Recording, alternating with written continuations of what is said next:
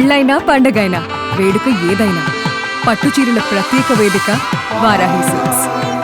ప్రపంచాన్ని ఖతార్ మాటలు భయపెడుతున్నాయి.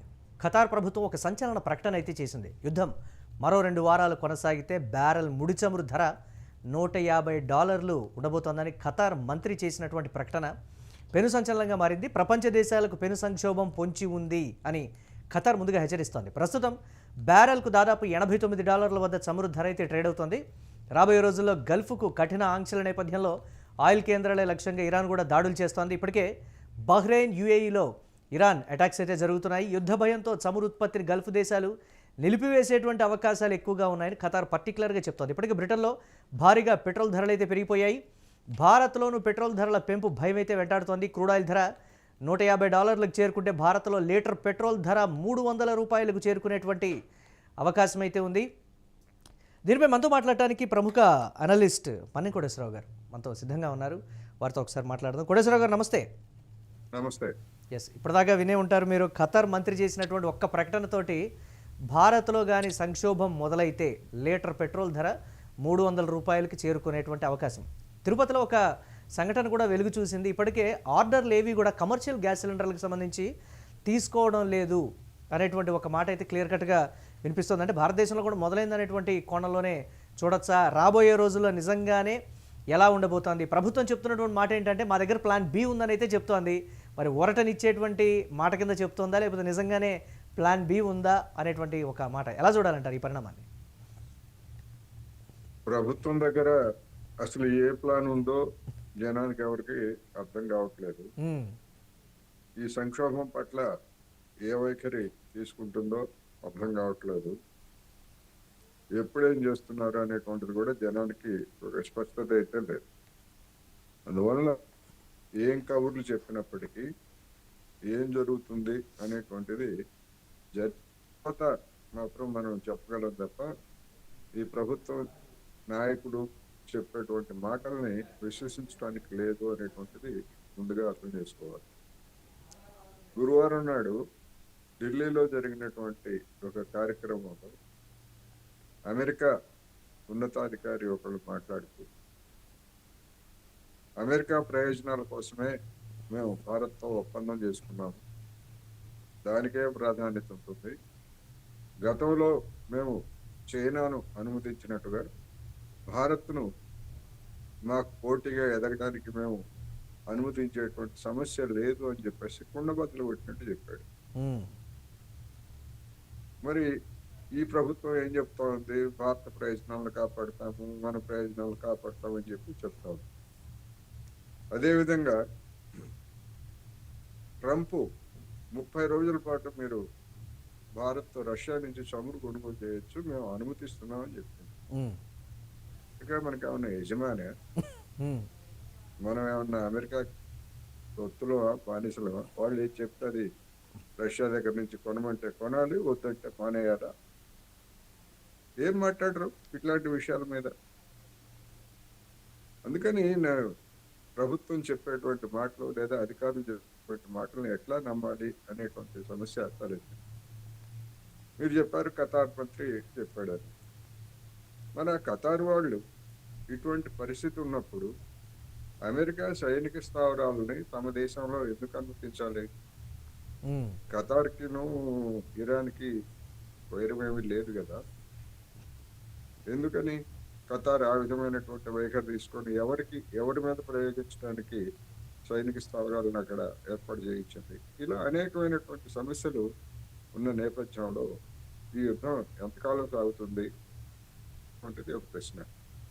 ట్రంప్ 30 రోజుల పాటు రష్యా ఆయిల్ కొనుగోలు చేయొచ్చు అని చెప్పాడు కనుక, అంతకుముందు 4 వారాల పాటు మేము యుద్ధం చేస్తామని చెప్పాడు కనుక, ఒక నెల రోజుల పాటు ఈ యుద్ధం ఖచ్చితంగా ఉంటుందనేది ఒక అంచనాగా చెప్పచ్చు. ఏదైనా పరిస్థితులు మారి లేదా అనూహ్యమైనటువంటి పరిణామాలు తలెత్తితే ట్రంప్ మధ్యలో యుద్ధాన్ని మానవేసినా కానీ ఆశ్చర్యం లేదని నా అభిప్రాయం. పశ్చిమాసియా దేశాల్లో ఉన్నటువంటి ఉద్రిక్తతలు భారత్ మీద ఆర్థిక ఎఫెక్ట్, అంటే దాడుల ఎఫెక్ట్ లేదు కానీ ఆర్థికపరమైనటువంటి ఎఫెక్ట్ ఈ రూపంలో చూపిస్తుంది డెఫినెట్గా అనేటువంటి మాట. నిజంగా ఆ స్థాయిలో భయంకరమైనటువంటి పరిస్థితులు. లీటర్ పెట్రోల్ కానీ ఒకవేళ రూపాయలకి రీచ్ అయితే ఏంటి నిత్యావసరాల ధరలు ఇప్పటికే ఆకాశాన్ని అంటినటువంటి పరిస్థితి, సామాన్యుడు కొనలేనటువంటి సిచ్యువేషన్లో అవి ఉన్నాయి. మరి ఒకవేళ లీటర్ పెట్రోల్ కానీ రూపాయలకి చేరితే అసలు ఊహకు అందుతుందా భారత్లో ఉన్నటువంటి పరిస్థితులు? దాన్ని ఎలా చూడొచ్చు? భారతదేశంలో ఉన్నటువంటి ప్రభుత్వం జవాబుదారీతనంతో వ్యవహరించట్లేదు. అందుకని ధరలు పెరిగితే ఆ భారం మొత్తాన్ని మన మీదనే మోపిన ఆశ్చర్యం లేదు. యుద్ధం లేకుండానే, మరొక సంక్షోభం ఏమి లేకుండానే 2022 నుంచి ఒకే ధరలను అమలు చేస్తూ ఉన్నారు. 2022 ఏప్రిల్ 1 వారంలో ముడి చమురు ధర బ్యారెల్ 100-105 రూపాయలు ఉన్నప్పుడు ఇవాళ మనం కొనుగోలు చేస్తున్నటువంటి ధరలను నిర్ణయించారు. ఆ తర్వాత అదే ముడి చమురు ధర $60 కూడా పడిపోయింది. దానికి తోడు రష్యా నుంచి చౌకగా ముడి చమురు దిగుమతి చేసుకున్నామని చెప్పారు. మరి ఎందుకని తగ్గించలేదు ధరలు? అంతకుముందు చెప్పినటువంటి విధానం ఏమిటి? అంతర్జాతీయ మార్కెట్లో ఏ రోజు ధరలను ఆ రోజు పరిశీలించి దానికి అనుగుణంగా ధరలు పెరిగితే వినియోగదారులకు పెంచుతాం, తగ్గితే తగ్గిస్తాము అని చెప్పారు కదా. మరి 2022 నుంచి ఆ విధానాన్ని ఎందుకు ఎత్తేసారు? ఆ వచ్చినటువంటి లాభాలు, ధరలు తగ్గితే వచ్చినటువంటి లాభాలని ఏ కార్పొరేట్లకు కట్టిపెట్టారు? ఏ ప్రయోజనాలకు ఉపయోగించారు? పోనీ ఏమైనా సెస్సులను ఏమైనా తగ్గించారా? సెస్సుల్ని తగ్గించలేదు, ధరలు తగ్గించలేదు. ఏం చేశారు అసలు? ఎవరైనా జవాబు చెప్పేవాళ్ళు ఉన్నారా? ప్రతి పైసాకు జవాబుదారీ అని చెప్పేసి ప్రధాని నరేంద్ర మోడీ గారు చెప్పారు కదా. మరి 4 సంవత్సరాల నుంచి మన జేబుల్ని పట్టపగలు ప్రతి పెట్రోల్ బంక్ దగ్గర లూటీ చేస్తూ ఉంటే ఏం చేస్తున్నారు? కానీ ఏం జరుగుతుంది ఈ దేశంలో? జవాబుదారీతనంతో ఉన్నారా? ప్రజల పట్ల బాధ్యత ఉందా అనేది అగమ్య గోచరంగా ఉంది.